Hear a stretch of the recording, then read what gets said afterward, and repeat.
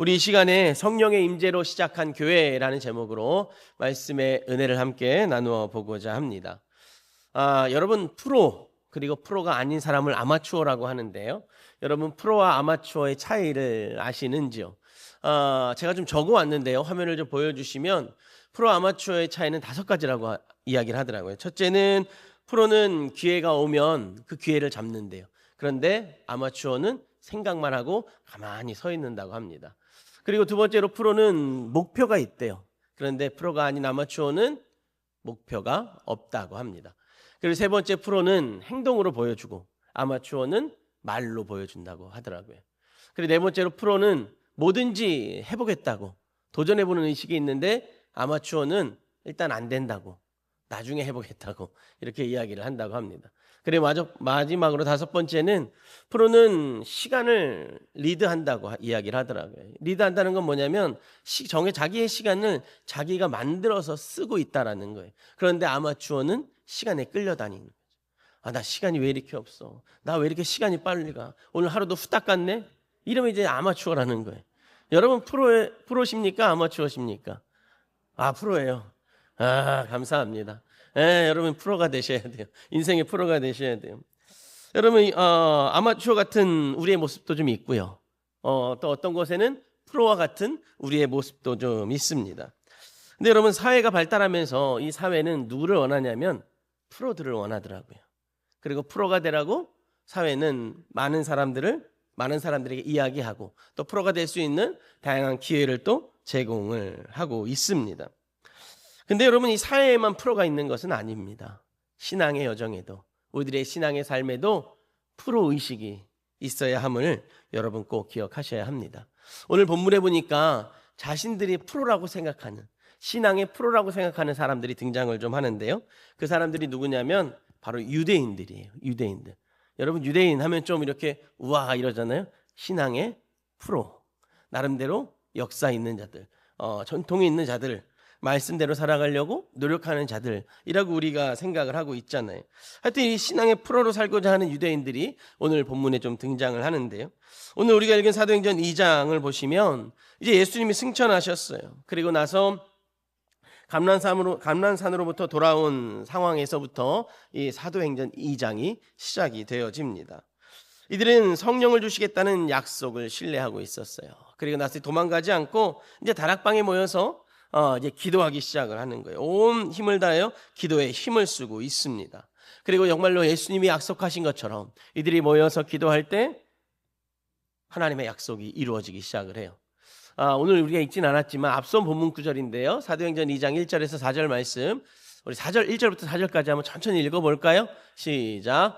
오순절 날이 이미 이름에 그들이 다 같이 한 곳에 모였더니 호련히 하늘로부터 급하고 강한 바람 같은 소리가 있어 그들이 온 집에 가득하며 마치 불의 혀처럼 갈라지는 것들이 그들에게 보여 각 사람 위에 하나씩 임하여 있더니 그들이 다 성령의 충만함을 받고 성령이 말하게 하심을 따라 다른 언어들로 말하기를 시작하니라.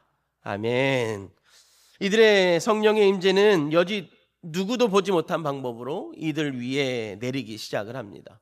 또 이를 목격한 자들도 성령의 임재의 모습을 보면서 2가지의 반응을 보여요. 첫 번째 반응은 뭐냐면 와 귀하다. 저렇게 성령이 임하는구나 하고 기뻐하는 자들이 있었어요. 놀라는 자들이 있었어요. 근데 두 번째 반응을 보인 자들은 어떤 반응이냐면 조롱하는 자들이 있었어요. 성령의 임재를 받고 이들이 방언을 하기 시작을 하거든요. 각 나라 족속의 언어로 막 이야기하니까 술 취한 거 아니냐고, 저들 이상하다고 이렇게 조롱을 하는 자들도 있었어요. 먼저 여러분 성령 받은 자들, 이 자들을 향해서 서로의 모습에 놀라며 감사하고 기쁨이 가득한 자들, 여러분 이들의 모습은 왜 이렇게 나타난 것일까요? 여러분 예수님이 십자가에서 죽으시고 나서 부활하셨잖아요. 그리고 이 약속을 미리 말씀하셨어요. 예수님께서 이렇게 공생의 기간을 거치면서 죽을 거라고, 그러나 부활할 거라고 3번 이상이나 제자들에게 일러주고 가르쳐 주셨어요. 근데 여러분 이 예수님을 믿던 제자들 어떻게 했습니까? 예수님이 십자가에서 죽으셨을 때, 돌아가셨을 때 뿔뿔이 흩어지기 시작을 했어요. 자신들이 살 길을 찾아 흩어졌어요. 여러분 2주 전에 사도행전 1장 말씀을 나누면서 이런 말씀을 드렸는데요. 제자들에게 예루살렘은 신앙의 실패의 장소라고 말씀을 드렸어요. 기억나십니까? 신앙의 실패의 장소가 예루살렘이었다고. 왜 그랬냐면 하나님의 예수님이 분명히 약속하셨거든요. 내가 여기서 부활할 거라고. 너희들 기다리라고. 그런데 이들 약속을 믿지 못했어요.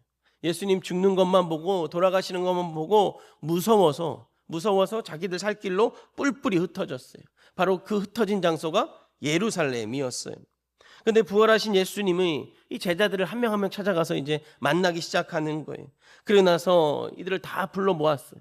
예루살렘으로 다 불러 모았어요. 그리고 나서 이들에게 다시 한번 기다리라고 말씀하시는 거죠. 하나님의 약속이 너에게 임할 거니까 여기 기다려야 돼. 예루살렘을 떠나지 말고 기다려야 돼. 라고 우리 예수님 말씀하셨어요. 그리고 그 말씀을 지킨 이 제자들은 더 이상 예루살렘이 실패의 장소가 되어지는 게 아니에요. 이제 신앙의 성공의 장소가 되어지는 거죠. 하나님의 말씀이 성취가 되는 장소가 되어지는 거예요. 좀 다른 말로 표현하면 이렇게 표현할 수 있을 것 같아요. 이 예루살렘이 자신들의 신앙의 회복의 자리가 되어지는 거죠. 이 예루살렘이 자신들의 믿음의 회복의 장소가 되어지는 거예요. 그리고 이들 머리 위에 성령님의 임재를, 너희들이 회복되었음을 하나님의 선포이자 약속이 성령의 임재를 통해서 이들이 성취를 하고 있는 거예요. 사랑하는 성도 여러분, 여러분 안에도 이 하나님의 약속이 있음을 믿으십니까? 여러분 안에도 한 분 한 분 심령 안에 성령님이 내주하고 계심을, 성령님이 함께하고 계심을 여러분 믿고 계십니까? 아멘이신가요? 여러분 안에 성령님이 안 계셔요? 근데 여러분, 제가 보기엔 여러분 안에 성령님이 다 계셔요. 왜냐하면 성령님이 계시지 않고서는 이 자리에 와 앉아 있을 이유가 없어요. 성령님이 계시지 않고서는 기도할 때 고개를 숙일 이유도 없고요. 성령님이 계시지 않고서는 기도할 때 마음을 들이지 않을 이유가 없어요. 근데 여러분, 이 자리에 오셔서 여러분 힘있게 찬양하셨잖아요. 이 자리에 오셔서 기도할 때 함께 입을 열어서 기도했잖아요. 이게 다 여러분 우리 안에 보이진 않지만 성령이 나와 함께하고 있구나, 내 안에 성령님이 나를 인도하고 계시는구나 라는 여러분 증거가 되어짐을 여러분 꼭 기억하셨으면 좋겠습니다. 그럼 여러분, 이 성령님의 존재를 믿고 있는데 내 안에 성령님이 함께 하시는가, 이 질문에 대해서 좀 더 한번 생각해 보고자 하는데요. 당신에게 성령님이 있습니까? 성령님과 함께하고 계십니까? 이런 질문을 하면 우리는 간혹 사실 조금 머뭇거릴 때가 있어요. 왜냐하면 성령님이 눈에 보여요, 안 보여요? 이게 보이면 좋은데 이분이 안 보여요. 이분이 참 보이면 좋은데 이분이 안 보여요. 그렇기 때문에 우리가 항상 고민을 하죠. 이 질문 앞에 고민을 하는 거예요. 여러 가지 이유가 있을 것 같아요. 아마도 가장 큰 이유는 성령님의 임재를 고백하지만 우리가 읽고 있는 사도행전에 보여지는 것처럼 내 안에 급격한 변화가 찾아오지 않기 때문에, 내가 정말 예수 믿는 건가? 나 하나님 믿는 건가? 내 안에 성령님이 계신가? 근데 왜 성경에 있는 예수 믿는 자들은 놀라운 변화를만 이끌어 가는데 왜 나는 변화가 없지? 라고 여러분 생각할 수 있기 때문에 그러한 것 같아요. 그리고 또 한 가지, 오늘 본문에 읽었지만 이 불의 혀 같은 것이 좀 내려서 나 성령 받은 사람이야, 나 예수 믿는 사람이야 하고 티가 좀 막 나야 되는데, 예수 믿기 전과 믿기 후가 여러분 티가 나요, 안 나요? 겉모습에서 티가 나요, 안 나요? 안 나죠. 예수 믿으면 좀 뒤에 이렇게 아우라도 좀 생기고 그럼 얼마나 좋아요. 그럼 지나가는 사람이 저 사람은 예수 믿는 사람이야 라고 여러분 생각할 거 아니에요. 근데 여러분 아우라 있어요, 없어요? 없잖아요. 그러니까 여러분, 예수를 믿든 안 믿든 이게 티가 나지 않는 거예요. 그러니까 내 안에 그런 큰 경험이 없으니까 내가 내 안에 하나님이 계시나, 내 안에 성령님이 계시나 늘 고민하게 되어지고 늘 생각하게 되어지는 거예요. 근데 여러분, 우리가 알아야 할 것은 뭐냐면 성령의 임재의 방법은 각각 다를 수 있어요. 하나님이 찾아가시는 방법, 예수님이 말씀 주시는 방법 각각 다를 수 있어요. 그러나 가장 중요한 건 뭐냐면 내 안에 성령의 임재의 증거들은 분명히 있다라는 거예요. 우리가 좀 전에 말씀드린 것처럼 성령의 증거들이 우리 안에 있어요. 먼저 우리 안에 성령의 임재가 있음을 나타내고 고백하는 증거가, 확실한 증거가 뭐냐면 이 고백인 거예요. 고백. 내 입술로 하는 고백. 이 성령이 내 안에 있다라는 증거일 거예요. 여러분, 기도하실 때 하나님의 이름을 이야기하잖아요. 그리고 하나님 하고 나서 그 다음에 어떤 수식어 붙여요? 하나님 아버지라고 이야기하죠. 하나님 아버지라고 이야기하잖아요. 여러분 이 고백 자체도 성령님이 함께 하신다는 증거임을 여러분 꼭 기억하셨으면 좋겠어요. 하나님을 향해 믿음이 없는 자들은 절대 하나님을 아버지라 부르지 않아요. 내 아버지가 있는데 왜 하나님이 내 아버지야 라고 여러분 절대 부르지 않습니다. 믿음이 없는 자들에게 하나님 이러면 그냥 수많은 신들 중에 한 명이라고 생각을 할 뿐입니다. 아니면 이 성경이라는 이야기 속에 등장하는 주인공 정도 하나님이라는 분을 생각을 할 것입니다. 그래서 여러분 그들은요, 믿음이 없는 자들은, 이 안에 고백이 없는 자들, 성령의 임재를 누리지 못하는 자들은 절대 하나님을 아버지라 부르지 않아요. 좀 전에 말씀드린 것처럼 아버지는 누구예요? 육신의 아버지가 이들에게 전부이기 때문에 그래요.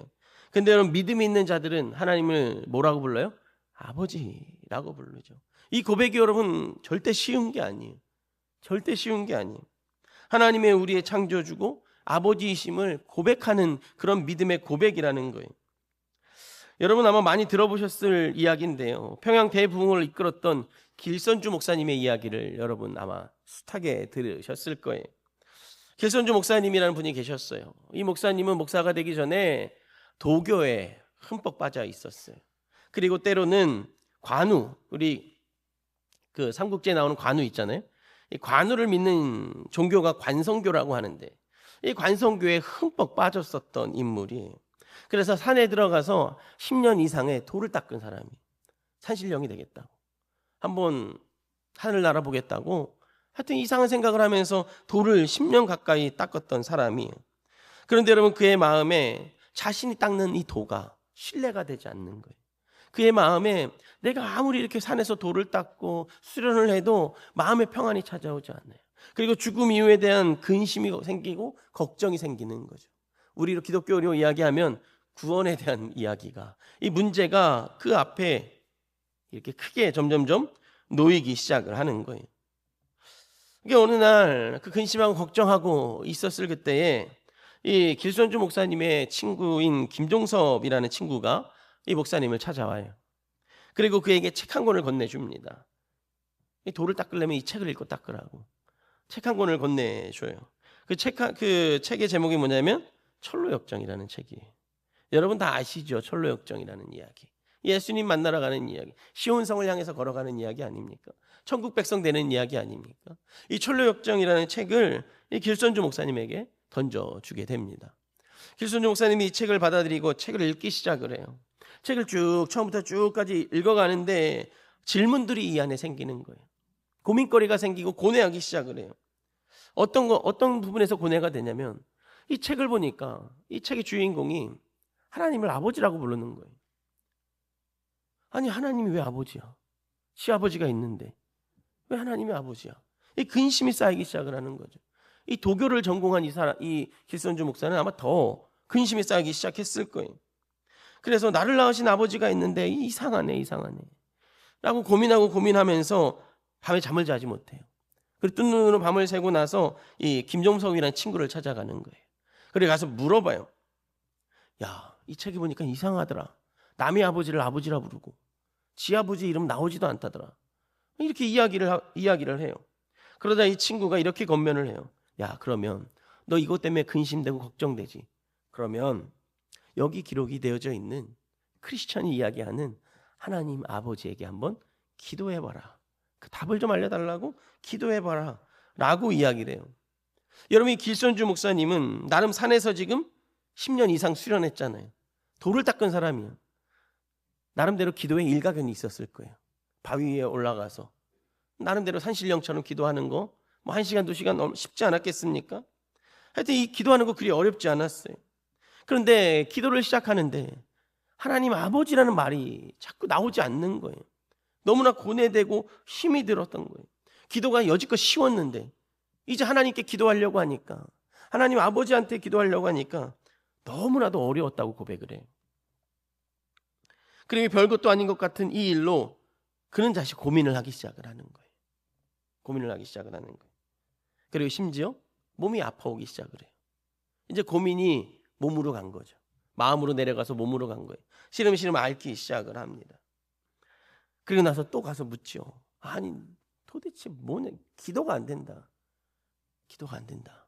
그랬더니 다시 한번 친구가 이야기해요. 그러면 아버지 띄고 하나님에게만 기도해봐. 그러면 될 거야. 그럼 마음에 평안 주실 거야. 라고 이야기를 해요. 그리고 나서 다시 돌아가서 기도하기 시작을 해요. 아버지를 띄웠어요. 마음에 걸림돌 되는 아버지를 띄워버렸어요. 그리고 하나님 앞에, 하나님이란 신 앞에 기도하기 시작을 하는 거예요. 그럼 기도한다는 건 무엇을 의미해요? 자신의 믿음의 고백을 드리는 거죠. 막 기도하기 시작을 해요. 그런데 자기도 모르게 기도하다가 어떤 이야기, 은혜가 터지냐면 하나님을 아버지로 부르고 있다고. 하나님을 아버지로 부르고 있는 자신의 기도의 소리를 듣게 되어지는 거예요. 자신이 고백하는 그 고백을 듣게 되어지는 거예요. 그리고 나서 그의 마음에 평안이 찾아왔다고 성경 이야기는 기록을 하고 있어요.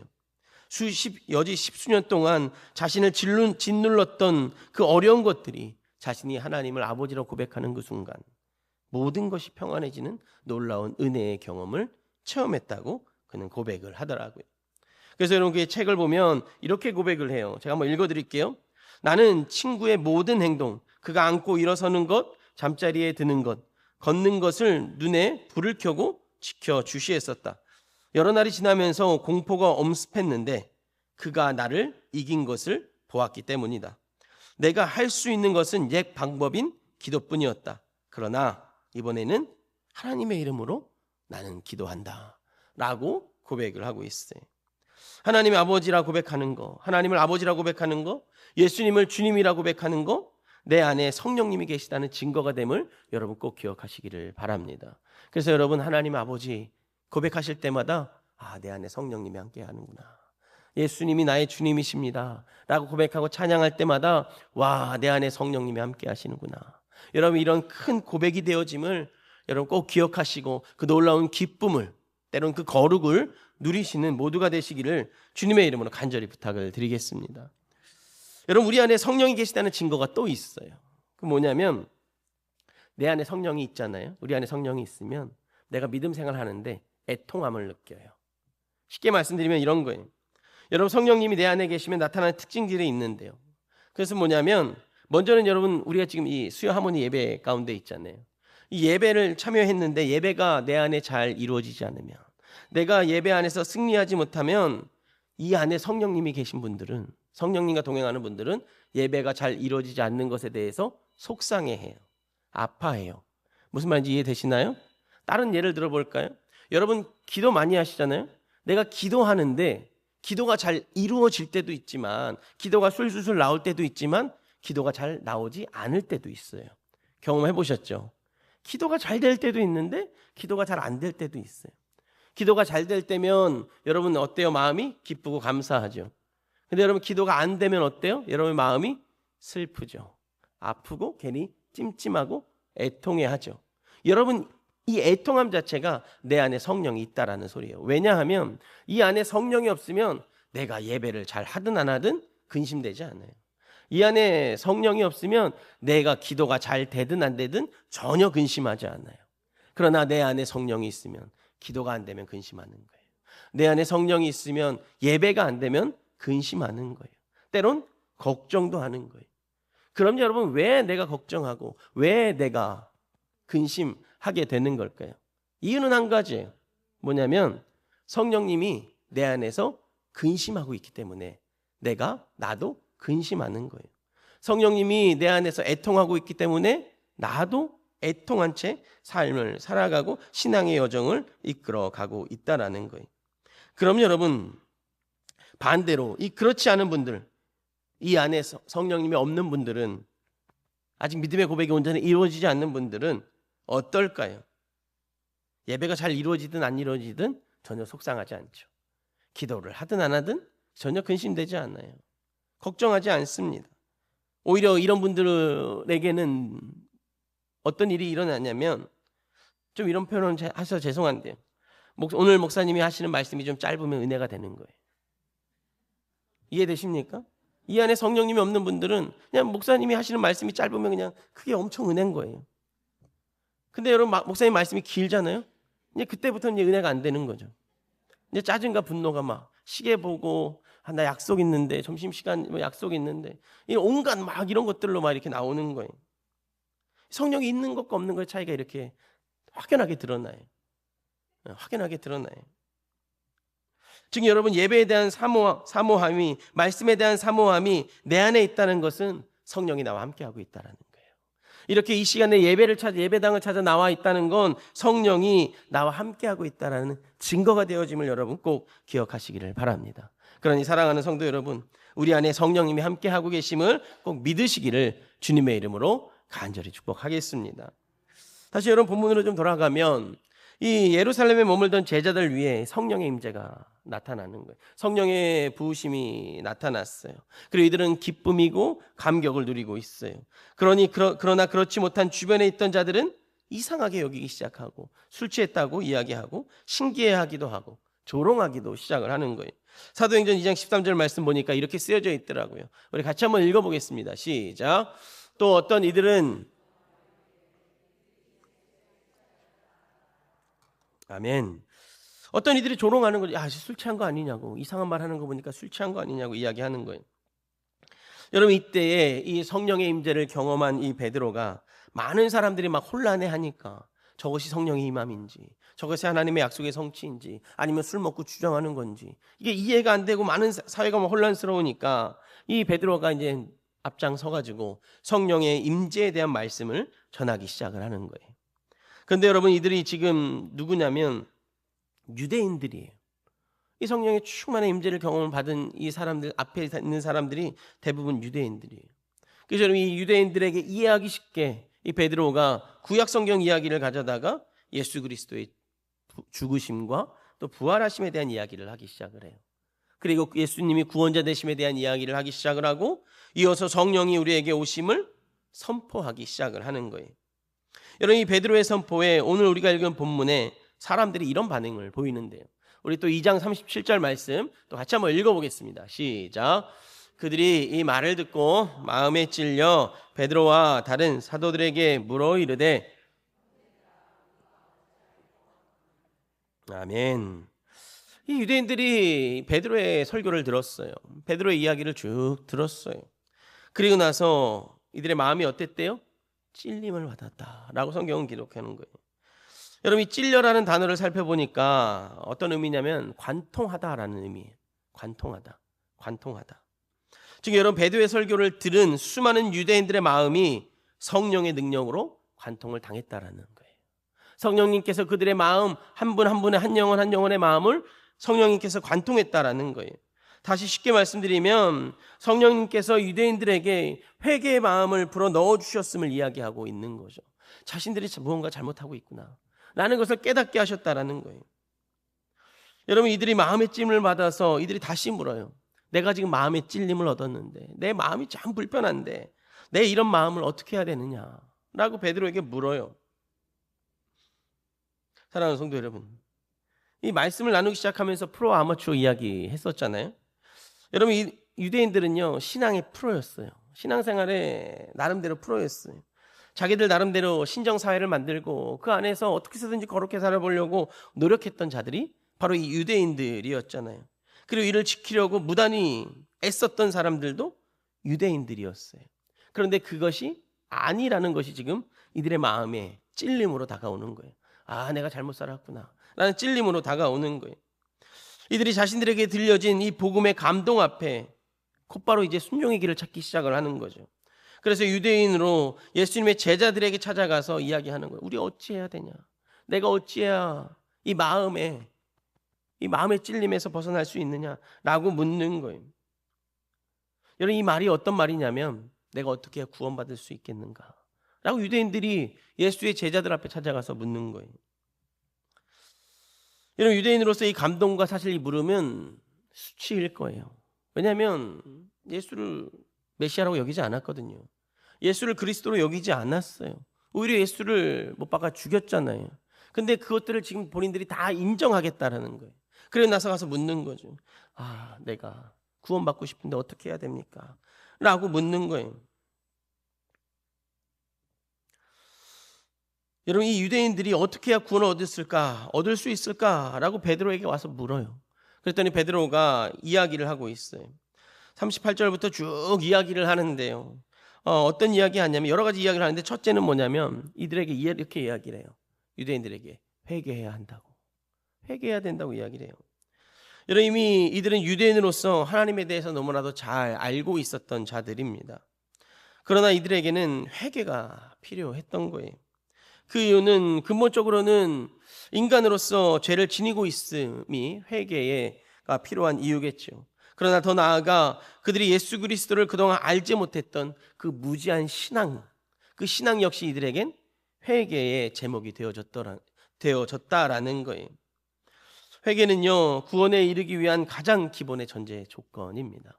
회개하지 아니하면 우리가 구원을 얻을 수가 없어요.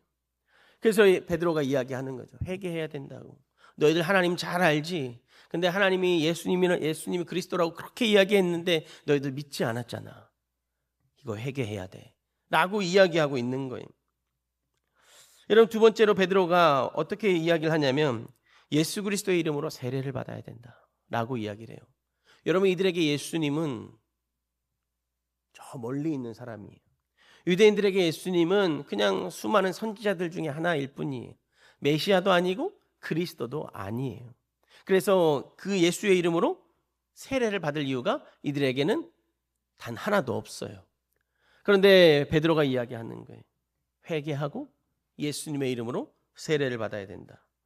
그리스도를 알지 못한 그 무지에서 이제 회개했으니까 우리의 죄를 위해 이 땅에 오신 그분의 이름으로 너희들이 세례를 받아야 구원을 얻게 된다라고 이 유대인들에게 이야기를 하고 있는 거예요. 그리고 나서 세 번째로 뭐라고 이야기하냐면 너희들이 회개하고 예수 그리스도 이름으로 세례를 받았으니까 예수 그리스도 이름으로 죄 사함 받은 것을 믿으라라고 또 이야기를 해요. 잘못된 죄를 주님 앞에 회개했어요. 그러니 이제 주님이 주시는 죄 사함을 받으라라는 거예요. 너희들이 하는 번제와 화목제를 통해서 죄를 떨구는 것이 아니라, 손에 가서 씻고 죄를 떨구는 것이 아니라 예수 그리스도의 이름으로 믿음을 고백하며 죄 사함을 받으라고 이야기를 하는 겁니다. 그리고 나서 마지막으로 이렇게 이야기합니다. 예수 그리스도의 이름으로 죄로부터 해방을 받고 이제 성령의 선물인 권능을 받으라고 이야기를 하고 있는 거예요. 물론 여러분, 이런 과정은 한순간에 일어나기도 하고요. 아니면 시간을 두고 천천히 일어나기도 해요. 이거를 조금 어려운 말로 뭐라고 하냐면 구원의 서정이라고 해요. 예수님을 믿게 되어지는 과정 속에 분명히 일어나야 될 일, 회개하고 죄사함을 받고 주님이라 고백하고 세례를 받는 거. 여러분, 이 모든 것은 구원을 얻어가는 과정이지요. 근데 여러분, 중요한 건 뭐냐면 절대 이런 과정 하나하나가 한 번에 이루어지기도 하고 아니면 띄엄띄엄 이루어지기도 하지만 뛰어넘어가서는 안 된다라는 거예요. 이 모든 과정들이 다 이루어지는 거죠. 베드로는 어찌할 바를 모르는 유대인들을 향해서 구원의 길을 소개해 준 거예요. 구원의 서정에 대해서 이야기를 해주는 거죠. 그러고 나서 너희들이 진정한 마음의 찔림을 해결하려면 신앙인으로 믿음을 고백하고 거듭나야 된다고 이야기를 하는 거예요. 그리고 나서 이제 베드로가 거기에 앉아있는 수많은 무리들에게 다시 한번 이야기를 하는데요. 우리 39절 말씀 한번 읽어볼까요? 우리 39절 말씀 읽겠습니다. 시작. 이 약속은